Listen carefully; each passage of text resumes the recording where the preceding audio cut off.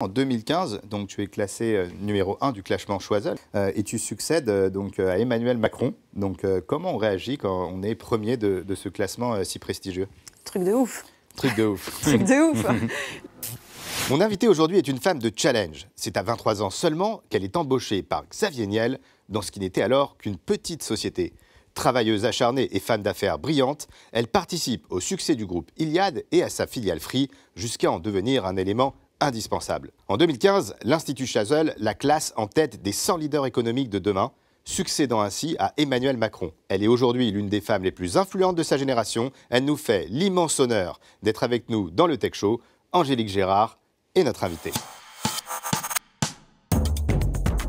Bonjour Angélique. Bonjour Vincent. Bienvenue dans le Tech Show. Merci. Alors nous sommes ravis de t'accueillir dans le Tech Show, ravis et honorés de te recevoir. Angélique, tu es dans le classement Forbes, une des femmes les plus influentes de ta génération, top 40 d'après le journal Forbes, et tu es également classée numéro 1 du classement Choiseul. Tu as un parcours formidable, tu es vraiment une femme inspirante. Nous avons énormément de questions à te poser, puisque en plus de tes fonctions chez Free, tu es dans l'advisory board, dans le board de Circle Strategy, de Pétale, de l'AFM, c'est le groupe, ça fait partie de la famille Mullier, je crois. En fait, au sein du conseil de gérance de la famille Mullier, ouais, donc c'est l'association familiale Mullier, et donc on gère l'écosystème de toutes les entreprises de la famille.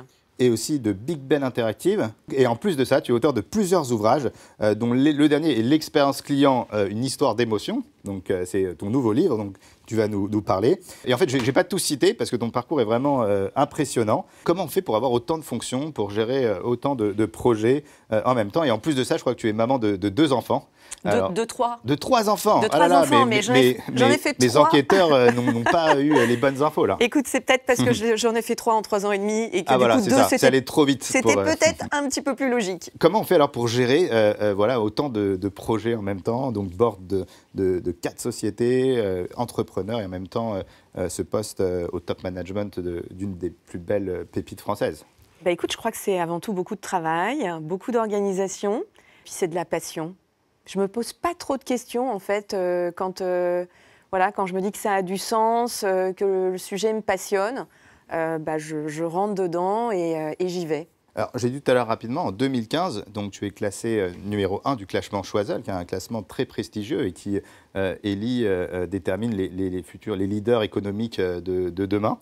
Et tu succèdes donc, à Emmanuel Macron. Donc, comment on réagit quand on est premier de ce classement si prestigieux? Truc de ouf. Truc de ouf. Truc de ouf. Je te raconte l'histoire parce que, oui. En fait, je suis 56e la première fois que j'apparais dans le classement. Et en fait, déjà, en étant 56e, je ne me vois pas dans le classement. Donc, je reçois un message de Xavier Niel qui me dit « Félicitations, Angélique ». Je me dis « Mais pourquoi il me félicite ?» Je regarde le classement, je ne me vois pas dans le classement. Et là, j'ai notre attachée de presse qui me renvoie « Bravo, Angélique, on est fiers de toi ». Il y a un problème, donc je ne me vois pas dans le classement et je demande à mon époux de regarder. Il me dit, mais t'es là, 56e. Et c'est tellement improbable, si tu veux, pour moi, parce que je n'étais pas du tout mondaine, j'avais la tête dans le guidon, enfin, je ne sortais pas, que le fait d'être identifié, c'était assez improbable. Tu peux nous expliquer un peu ce que c'est le classement, l'Institut Choiseul? C'est Pascal Laureau qui a monté ce... C'est le président de l'Institut Choiseul qui, effectivement, a créé ce classement pour mettre en lumière les talents français de moins de 40 ans. Et donc, c'est la chance que l'on a, parce que tu fais partie aussi de ce classement, d'être identifié par l'Institut Choiseul, donc qui est accompagné évidemment par un jury. Il y a 4 critères, je ne les connais pas tous par cœur, mais il y a notamment ton pouvoir d'influence, tes réseaux, il y a les fonctions que tu occupes et ta marge de progression, et le 3e, 4e, je ne sais plus. Et donc, si tu veux, voilà, première année, 56e, l'année suivante, 13e, je me dis, je suis dans le top 15.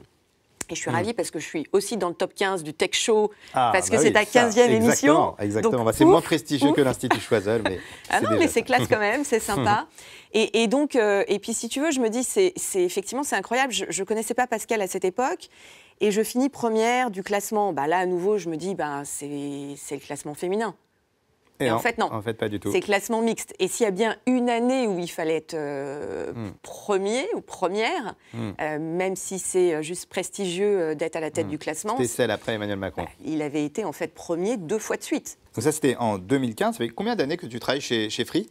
Je crois que je rentre dans ma 23e année, là. Fin de troisième année. Et donc, mais on ne le dit plus, non? Parce que ça fait... On vieillit, non, je sais pas, au contraire. C'est bien, c'est bon signe. Quand on reste longtemps dans une société, c'est que ça se passe bien et que tu as la confiance des fondateurs.